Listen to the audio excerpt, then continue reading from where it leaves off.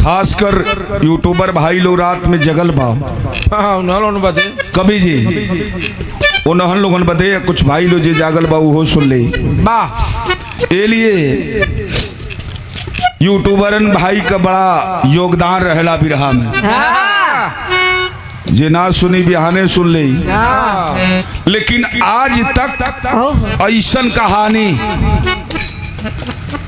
न केहू यूट्यूब पर डालल गवैया न केहू गावल। कैसन कहानी बा एकदम बिरहा जगत में नई घटना।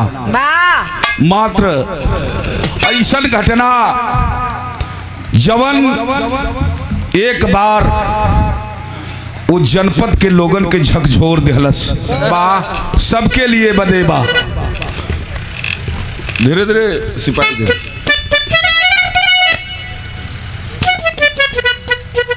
ये घटना बहुत दूर का ना आपके बगल का बा। छोटी सी गलती कितना बढ़िया रूप ले लेहला मास्टर। आवा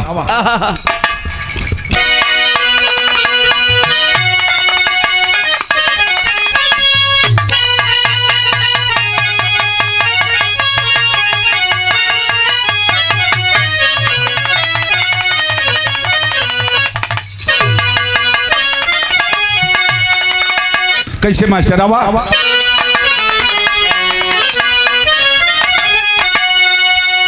कहरी डार है कली काल जग में जहर भर दिया है जमानी की रग में। नवल नर्तकी बन के कर तू तनाचे नुपुर बाप का बज रहा आज पग में।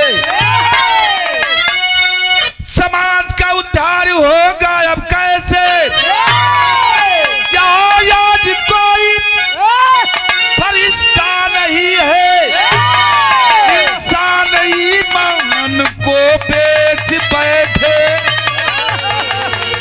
अरे स्वार्थ के आगे कोई रिश्ता नहीं है।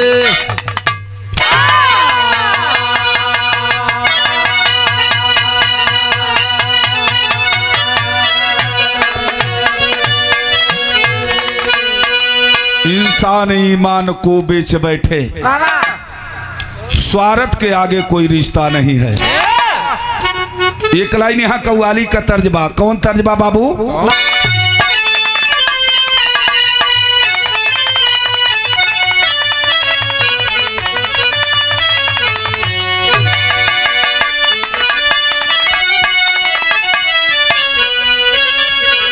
हमन के लइका रही जा सूबेदार का जवानी उस समय चर्चा रानी रहा मास्टर। वो समय एक नाच का लवंडा गावे कैसे। अरे हुस्न की मलिका अरे जाम लबों पे हुस्न की मलिका अरे जाम लबों पे प्यार का साया घर में है।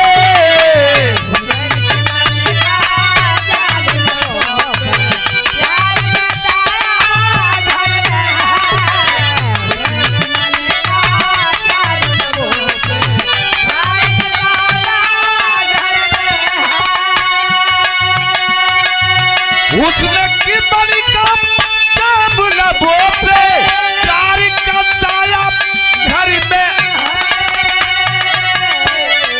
सुषमा भारती वो गावे वाली गौलस कितना बढ़िया बात गौलस। क्या कहला बाहर मैं क्यों अरे पीने जाऊं बाहर मैं क्यों पीने जाऊं जब मैं खाना घर में है। बाहर मैं क्यों पीने जाऊं जब मैं खाना घर में है। बाहर मैं क्यों पीने जाऊं जब मैं खाना घर में है। बाहर रबे कितनी बढ़िया लाइन रवि कवि लिखलन। क्या कैसे बाबू? अरे आवे समैया है गरीबी की भैया, अरे कोई सहारा ना होला, आवे समैया गरीबी के भैया, आवे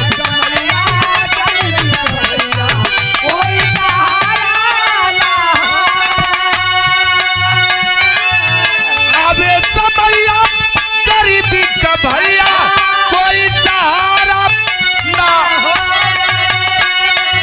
अरे रबी गजब हैं आप, कितनी बढ़िया लाइन दूसरी है। सूबेदार भैया कितना बढ़िया लाइन रवि लिखले हुआ। फरल डरिया सब ही वो नावे, बिना फरले डार के वो ना सकल है। एक पूछा तो के पूछा, मैं तो अके पूछा निहार लगल हुए लिखले हुआ का। फरल डरिया सब ही वो नावे, ऐसा मौका ना होला,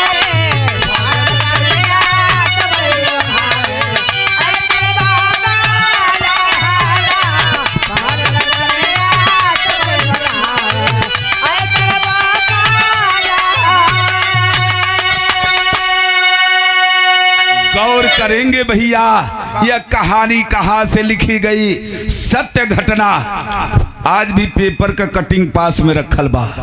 कहानी बा कहां के पहले ही बतौली कि ऐसन बिरहा न केहू गावल न कोनो यूट्यूब चैनल पर आज तक पड़ल। कौन कहानी बा जरा गौर करेंगे। कैसे मास्टर साहब आइए।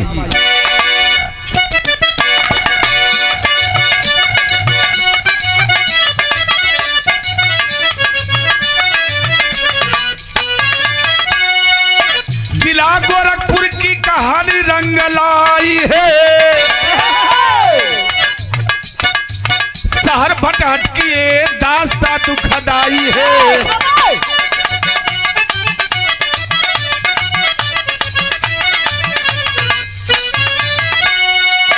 भटहट कहाँ पड़ेला?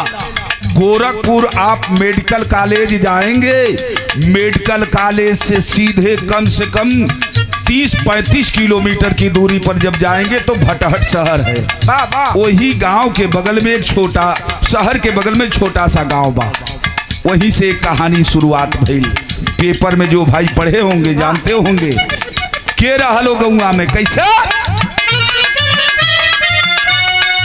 माता पिता भी न श्याम ललनवा रहले,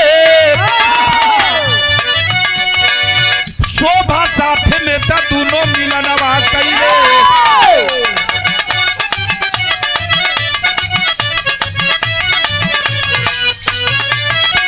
श्याम नाम का एक लड़का जिसकी शादी होती है, लड़की का नाम है शोभा। शादी करके वो श्याम अपनी पत्नी शोभा को अपने घर पे लाता है। 2-3 महीने का समय बिताने के बाद वह श्याम कहा कि अरे प्यारी ये तरह कबले हम गांव में घूमम, मन करत है कहीं कमाए जाई। वो श्याम तैयारी किया, गोरखपुर रेलवे स्टेशन पर पहुंचा, दादर एक्सप्रेस में बैठा टिकट कटा करके और श्याम चला गया सपनों की शहर बंबई। और जब बंबई पहुंचा है तो हुआ क्या मास्टर? बिरहा आगे बढ़ल कैसे? कली गुलजार खिली, कली गुलजार खिली, भौरा रस पान किया, कुछ दिन रह करके बॉम्बे का बयान किया।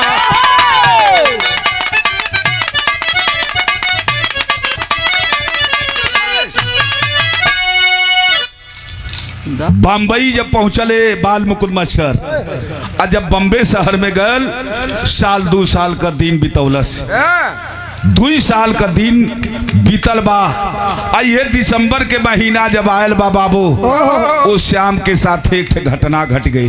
कवन घटना घटल? एक गीत बा। कवन गीत बा?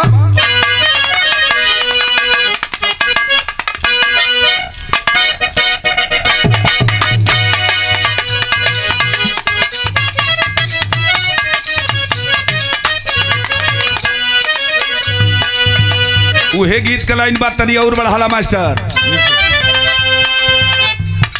गवैया गावे पहले कैसे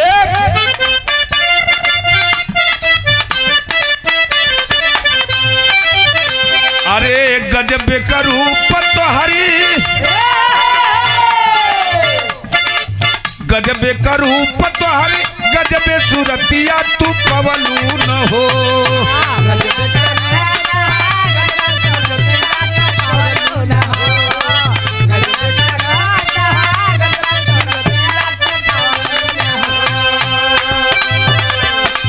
गजबे का रूप तोहरी गजब सूरतिया तू पवलू न हो।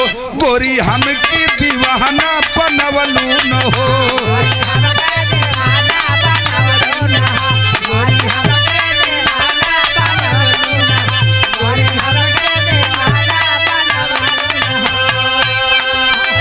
लेकिन मेरा हवा में बहाव दे पल कैसे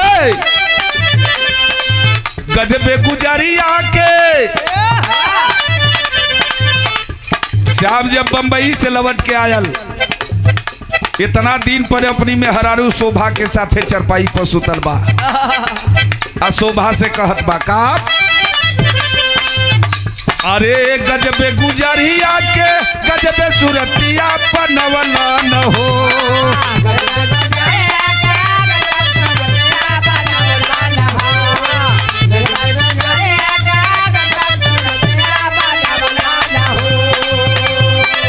गजबे गुजरिया के गजबे सूरतिया बनवला न हो। जोड़ा जग में गोसैया लगवला न हो।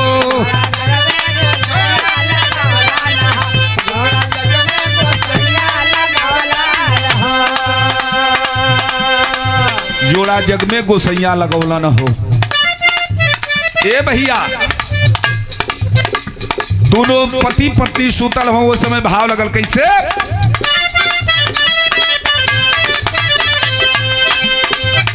अरे अम्मा बाबूरी कई लगन है टिकोरावा।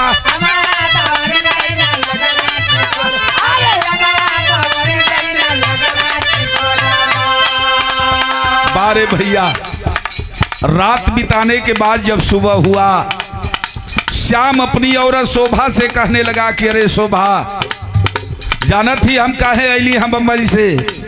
कल काहे अला कल बम्बई में आज 6 महीना से दवाई करत हई हमार बुखारे ना ठीक होता कुल करा भइली लेकिन बुखार ना ठीक होता यही लिए घरे आल है कि कम से कम लोग कहना घरे जाके दवाई करावा। आखिरकार गोरखपुर मेडिकल कॉलेज से लेकर तमाम जगहों तक दवा करवाते करवाते एक दिन वह समय आता है बाबू कि वह श्याम मर गया। और जब श्याम मर गया वह शोभा विधवा हो गई। नौजवान अभी बाल न बच्चा विधवा जब शोभा हो गई तो कहानी आगे बढ़ल तर्ज कलाई लगल। अब वह गीत कलाई बा आकी रोई मर बुई रूजू अरे रोई मर बुई राजा रोई मर बुई राजा अजय बाजो पूर्व के देशवा।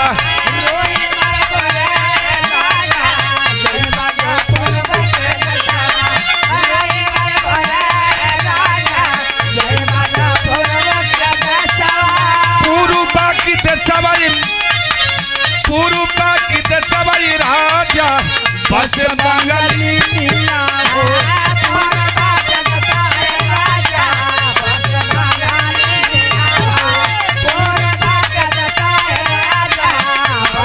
बिरहा सुने वाला भैया गौर करिहा हो। वह श्याम जब मर गल शोभा विधवा हो गई। और जब शोभा विधवा हो गई तब भैल का वही अपने पति कलसिया लेके शोभा रोवत बा कहत बा का कवनी कारणी सैया कवने कारणी सैया मुँह मोड़ी निहाला राजा।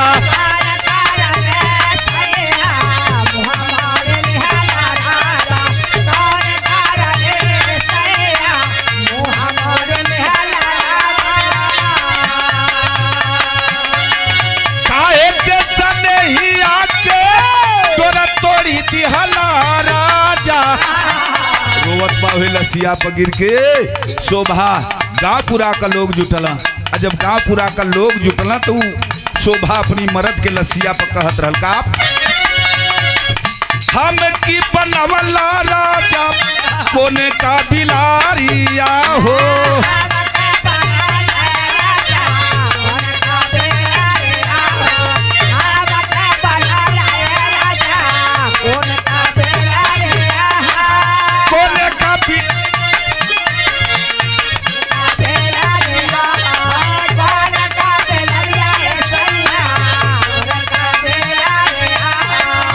रोवत बाओ गाँवपुरा का लोग समझावे लगला अरे शोभा रो मत रे पगली जौन मालिक के मंजूर रहलू होगल। आखिरकार समझा बुझा के लोग शाम का दाह संस्कार करे चल दिहलन। शोभा से बर्दाश्त नहीं के होते बाबू। काम क्रिया जब बीत गले भैया एक दिन वो शोभा सोचलस कि हम जाई तो कहाँ जाई।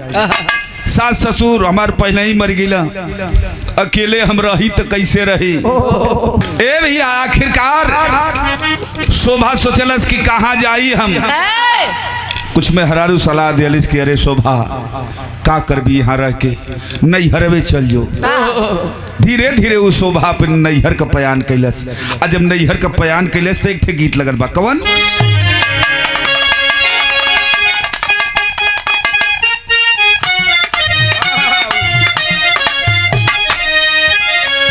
वो गीत का लाइन हम मास्टर हम बतावत हैं। अरे बाबा लगवला राजू महुआ लगवला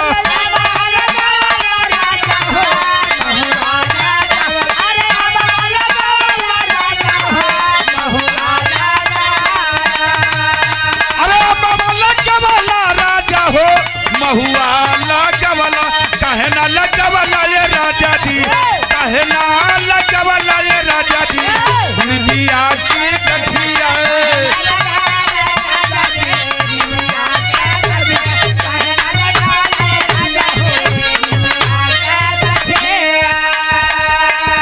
बारे उ शोभा विधवा पहुंच गई अपने नैहर।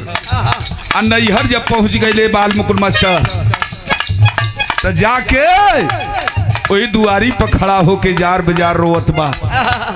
धीरे धीरे आज जब रोवत बा तो घर में से उस भवा का भौजाई निकलल।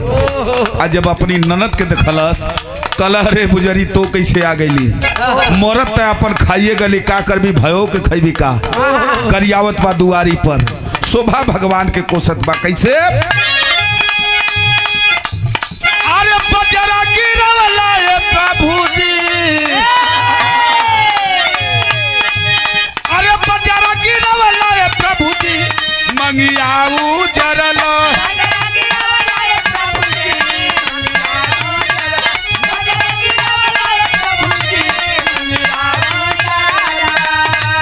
अरे भरल जवानी आई राजा जी अरे भरल जवानी आई कैसे पी दैबे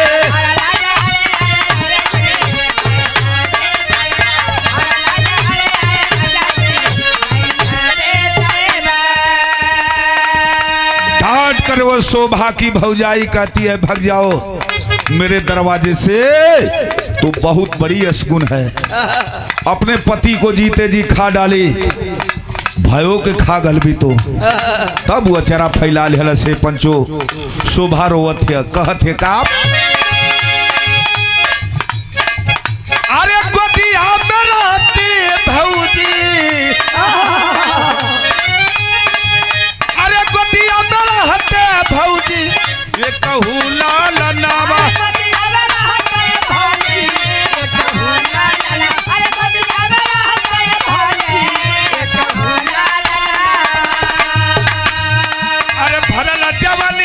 राजा जी अरे भरल जवानी आई राजा जी कैसे पी कैसे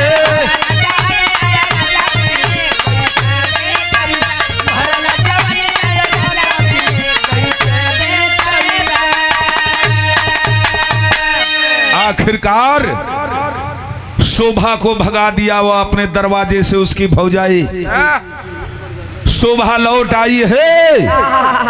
आज जब लौट आई है मेरे भैया तो लोगों के समझावे लगना शोभवा के, कहला कि अरे शोभा काय नी दौड़बे, एक काम कर, हिंदुस्तान के प्रधानमंत्री, भारत के प्रधानमंत्री आदरणीय मोदी जी तमाम योजनाएं भेजे हैं गांव से लेकर शहर तक। एक काम करती तो जाके प्रधान जी से मिल जाती, प्रधान जी से मिल के राशन कार्ड बनवा ले, जॉब कार्ड बनवा ले, हमनों को चिरौरी कर ले। प्रधान जी हो सके तो के एक बढ़िया आवासो दे दे। शोभा कल ठीक बा। सवेर के टाइम में वो शोभा पहुंचल प्रधान जी के लगे। प्रधान का उम्र ये हमरे ढोलकिया खानी रहल, मनोहर खानी। प्रधान जी के द्वारे पर जब पहुंचल शोभा आंख में आंसू लेके हाथ जोड़ के कहले, प्रधान जी जिंदगी बड़ी गार हो गई है, आप एक ठे सहारा बाड़ी, अगर सहारा दे दे तो जिंदगी हमार कट जाई। कहला तक का हमसे चाहत है, कहला कुछ राशन कार्ड बनवा देती, 2-4-5 किलो चावल मिल जात, गेहूं मिल जात, वही से अपन जीविका चलत। मड़ई का घर बा, एक आध गो आवासों मिल जात। प्रधान सत्य घटना मैं बता रहा हूँ। प्रधान जब उस शोभा को देखा है ऊपर नीचे, शोभा प्रधान जी के दुआरे पर जब पहुंचल, प्रधान घर में से नीबी के इतना मोट दतुअन करते निकल। अब कितना मोट बताई, मोट बताए रहल। ओकरे बाद प्रधान जी का निगाह शोभा पर जब पड़ल, नई नवेली अभी शोभा जब देखा है वह प्रधान तो सोचे लगल। एक गीत बा, कवन गीत बा बाबू?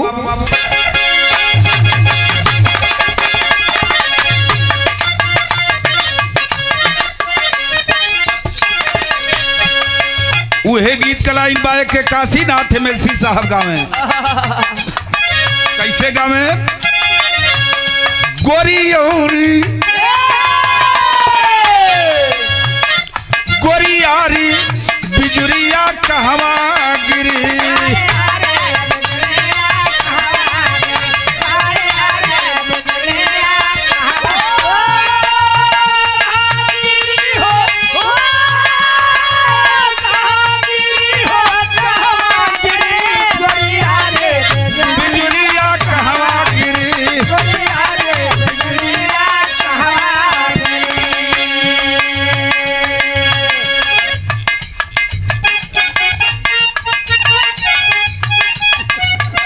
रवि भाव लगल कैसे?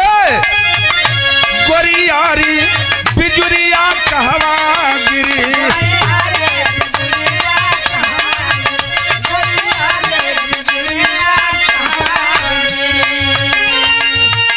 भरल रसम का करिया कहवा गिरी की, गोरिया रे बिजुरिया कहवा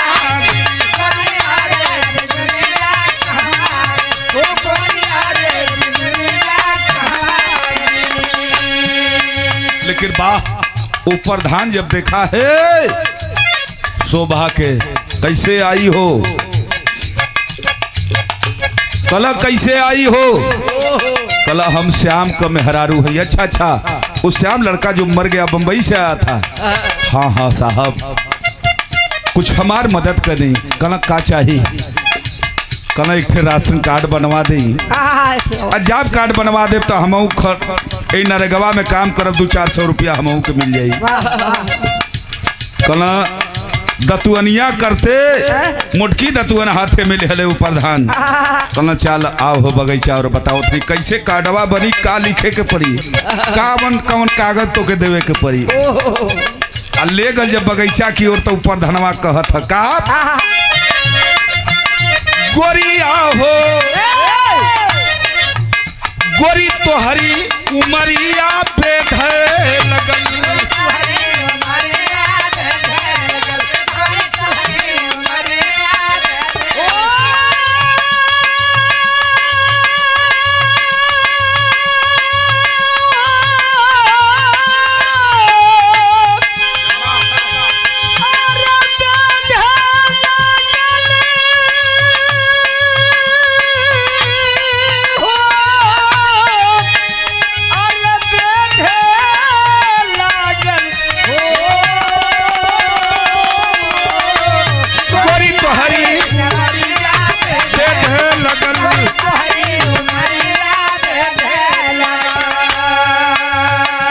कलश के रे शोभा कितना उम्र है रे तो मनोहर कितनी उम्र है?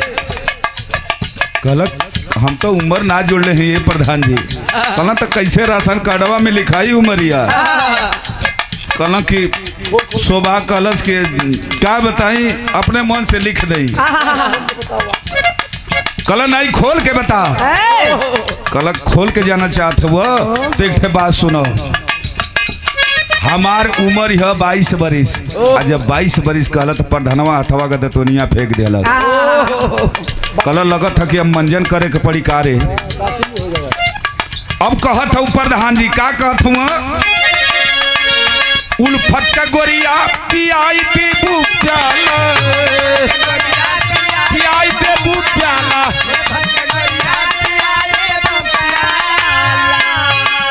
अरे मुखिया कहे या बरहलो न जाना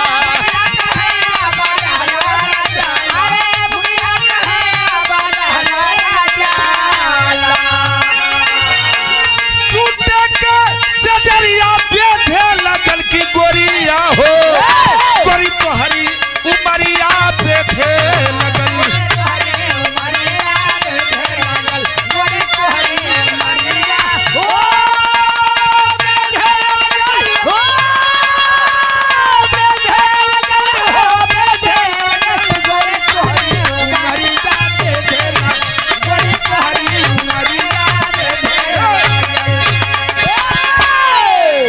कलश की उल्फत का गोरिया पियाई देबू प्याला।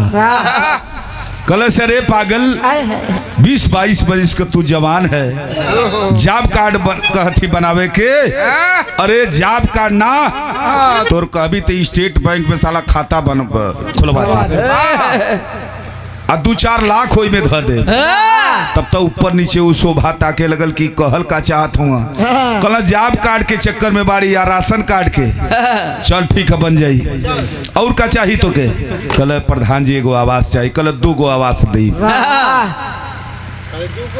कल 2 गो आवास दे दे तो बढ़िया कोठी बनवा दे। लेकिन एक ठे काम करे के पड़ी। कल शोभा कल का करे के पड़ी। तब ऊ प्रधान जी कहत हुआ कि सुन हमार वाली करे के पड़ी। कल हमार वाली कल के ऐसा ना दिन का तो नरेगा का मजूरा रहबी लेकिन दिन का नरेगा का मजदूर रहबी और राती का हमार मजदूरी करबी। कल तुहार का करे कल बस वे फुलहा कटोरा लेके आओ जितेंद्र जीतू वाला लेके आवे के पड़ी। और वही में बढ़िया कड़ू का तेल ले ली है वीरेंद्र वाला घानी का कूटल। अरे वाह ए बाबू आखिरकार शुद्ध घानी का तेल ले ली है कड़ू का लेके मिल तोरी खाती भटहट बाजारी में एक क्वार्टर ले लेते।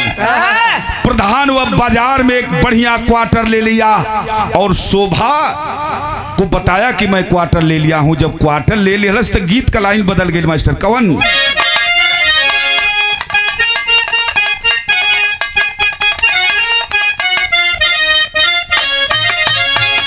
उहे गीत का लाइन लगल स्वर्गीय हमरे बाबू रक्षा यादव गाँव में कैसे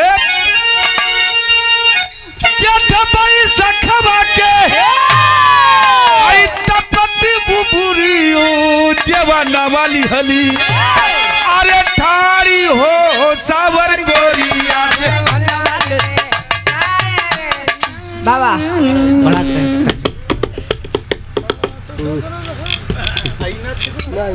कट जाई पैसा।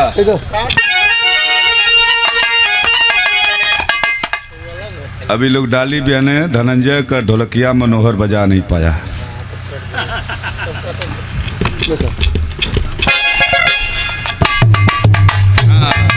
यह सही है। आइए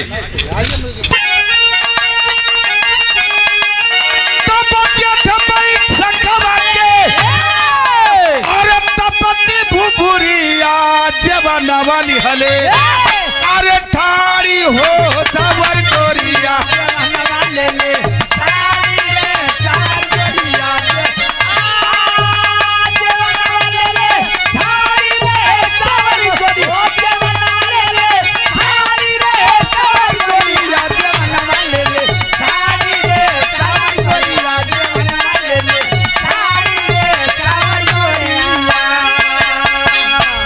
वो शोभा आई है। रात के बेला में प्रधान फोन किया कि क्वार्टर ले ले ही पर्सनल क्वार्टर है कि जानत ना है कि प्रधान जी खातिन है। इधर शोभा सोच में पड़ल बा। का सोच में पड़ल बा मास्टर?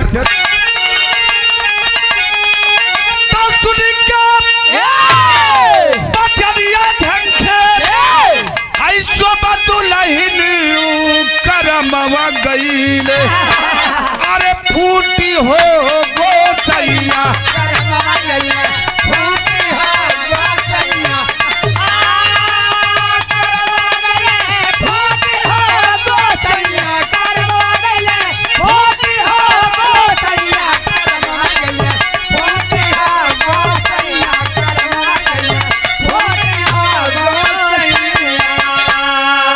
सोचती है शोभा सुबह हो गई, नहीं पहुंची क्वार्टर में। आज जब नहीं पहुंची है प्रधान फोन कैला सवेरे कि जॉब कार्ड और राशन कार्ड बनी। अब जा अभी सपना भुला जाइ है।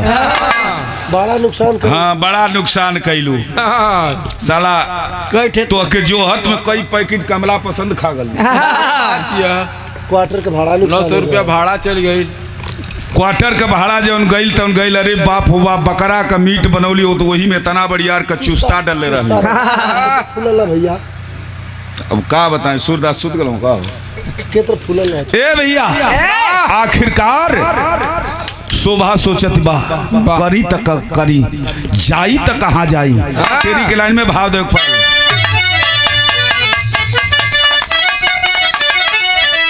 अरे सुराही में सागर की बेदना वक्त की बेरामी से होने लगी तबाही। आखिरकार दूसरी रात को कहा कि आज मैं तेरा इंतजार करूंगा। देखे वो प्रधान वाह कल जला जेकर कर्म महान होला वो प्रधान होला। आज वह प्रधान दूसरी रात को फोन किया कि आज तुझे आना है। पहपट का लाइन बा मास्टर कैसे?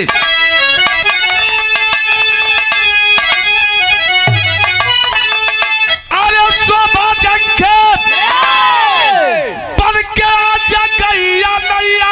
जल में डूबल चाहिए धर्म कन्हैया गैया धजल में।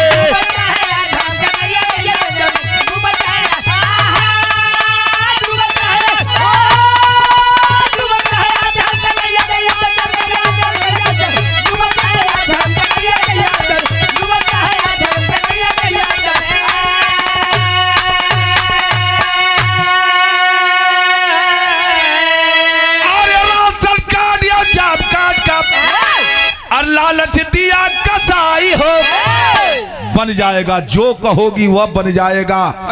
सरकारी अगर कोई व्यवस्था आएगी सरकार की तरफ से तो पहले तुमको मिलेगा राशन कार्ड, जॉब कार्ड, विधवा पेंशन, यहाँ तक कि दो तेरे लिए आवास में दे दूंगा। सोच में पड़ गई जिंदगी कैसे कटेगी। देखिए बारे भैया चलन का शोभा आज कैसे। विधवा पेंशन आवास दिलाइबे जिंदगी तुम्हारी कट जाई है सारा दे दूंगा। आ जा तू। चली है वह शोभा विधवा। आज जब चली है तो बिरहा गजब हो गल। कैसे?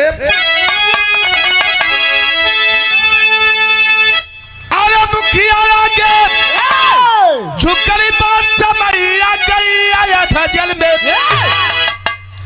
मनमानी तब कैली बाप कसैया गई युद्ध जल में। लुट गई इज्जत। शोभा की इज्जत को प्रधान तार तार कर दिया। एक बार जब उसकी इज्जत लूट गई बारे वह शोभा राशन कार्ड बनी गल, ओकर जॉब कार्ड बनी गल, विधवा पेंशन मिले लगल। अब शोभा का हाव भाव बदल गल। कभी जी लगल पहले बोरो नहीं लगावत रहल, फिर लबली लगावे लगल। लाली पोते भैया। हाँ वाह अनुभवी आदमी के विचार देखा। ए भैया आखिरकार शोभा कलश की अब का करी। रास्ता पकड़ लेहलस। और जब रास्ता चल देहलस मास्टर, भैया बिरहा सुने वाला जरा गौर करेंगे। प्रधान के बाद एक दिन शोभा घूमते घूमते कैसे मिलल, प्रधान के बुलेट पर बैठल रहल वही ब्लॉक पर। आ तौले बीडी से मिल गई क्षेत्र पंचायत सदस्य। कहला का हो प्रधान जी, अकेले अकेले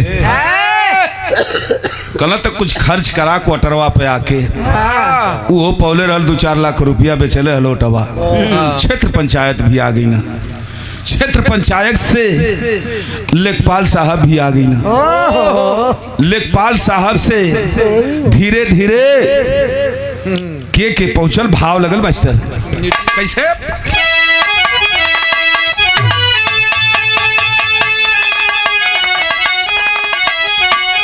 आया बहुत ज्यादा खले करता,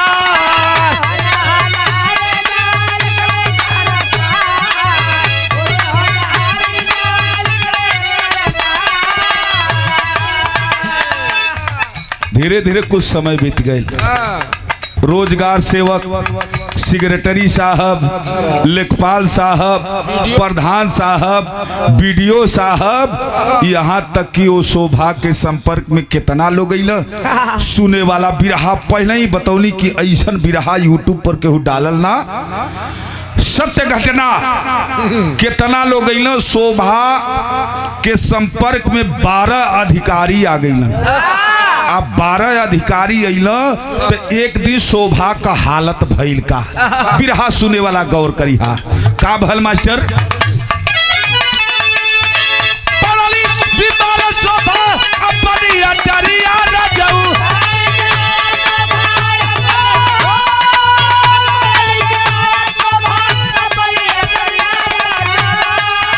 तबा करवा में जाके फटहट बाजार,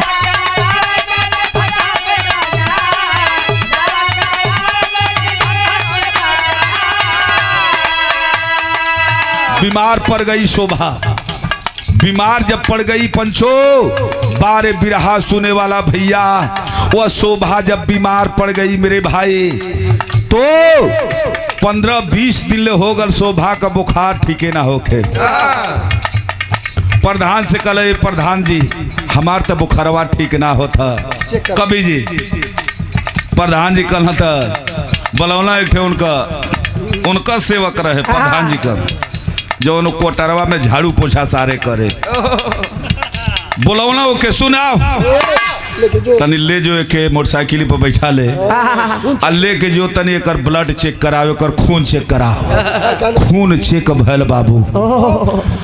आज जब खून चेक भल बिरहा सुने वाला भैया, तो डॉक्टर धीरे धीरे भैया वो डॉक्टर कहा कि लड़की तू बाहर जाओ बैठो।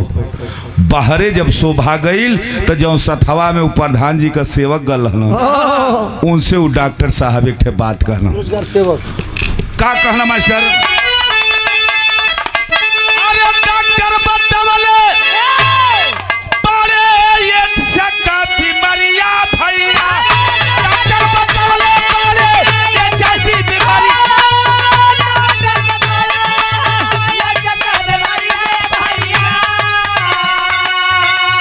डॉक्टर बोलबो कैला तो कल सुना भैया के हवा प्रधान का। ये कल हम प्रधान जी का सेवक कहीं झाड़ू पोछा करी ला ये सरकार।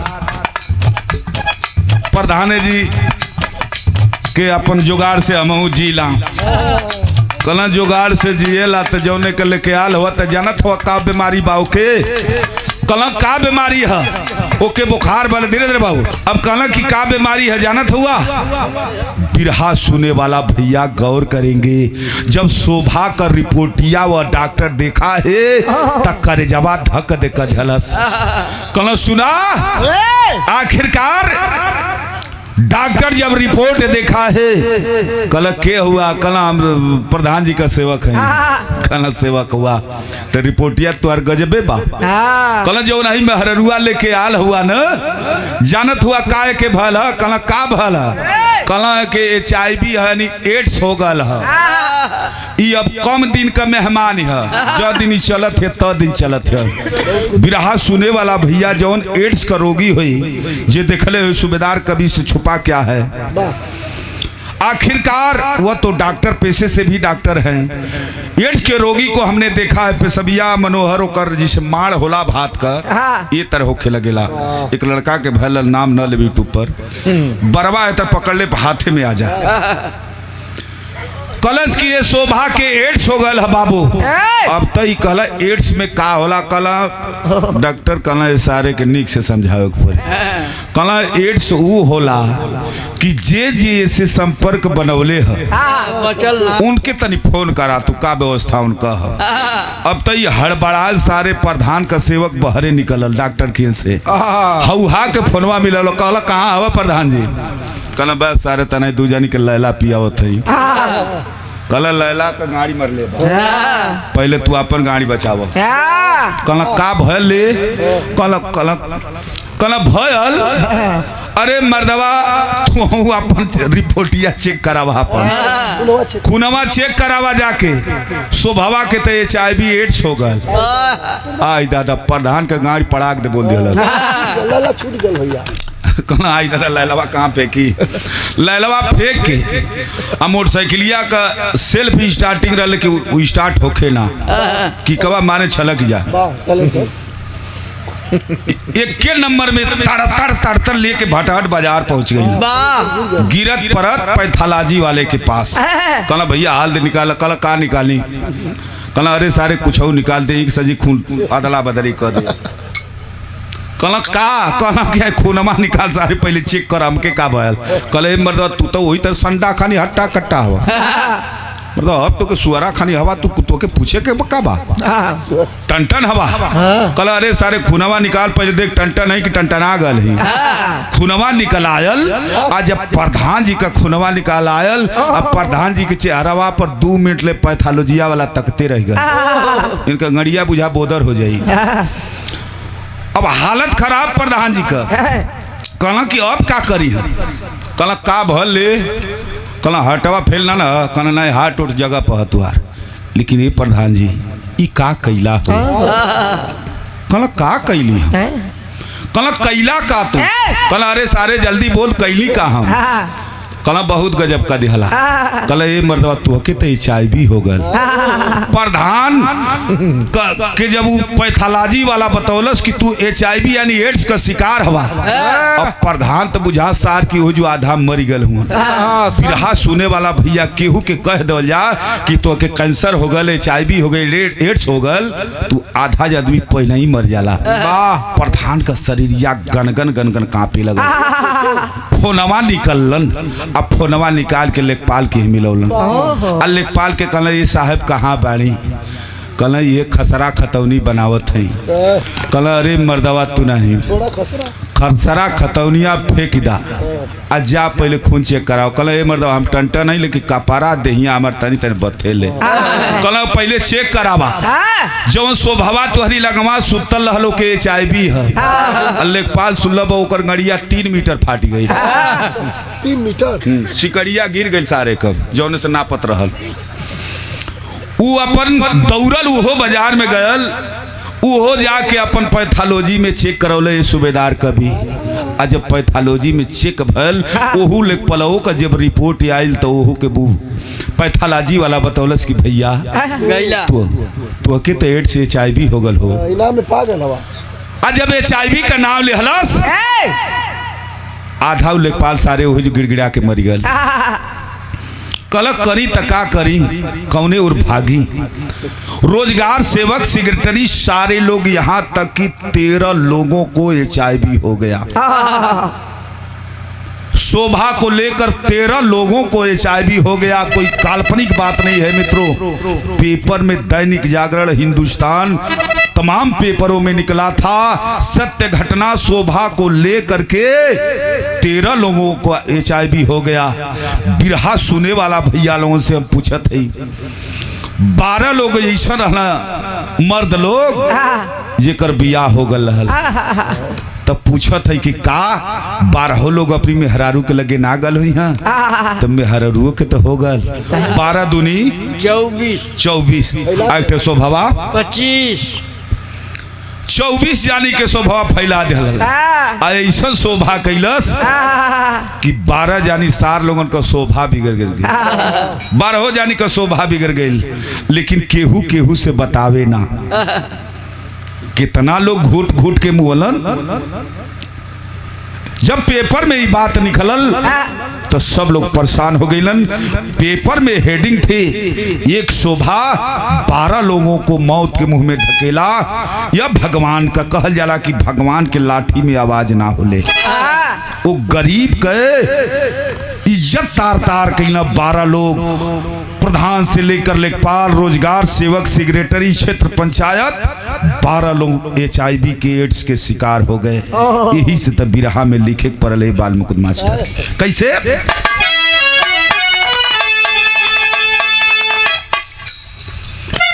अरे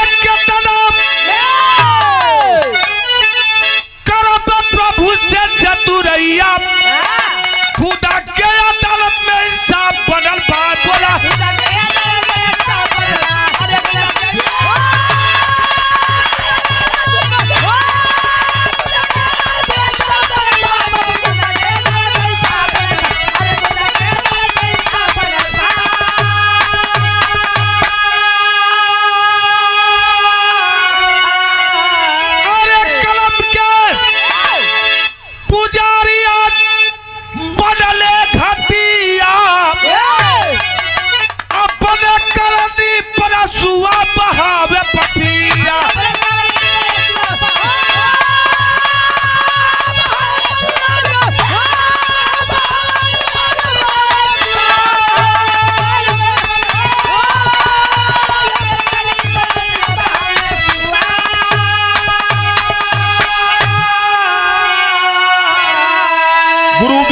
गुरु गणेश गुरु रामलाल मुरबा का स्वर्ग चंद्रिका कवि पर चनका विजय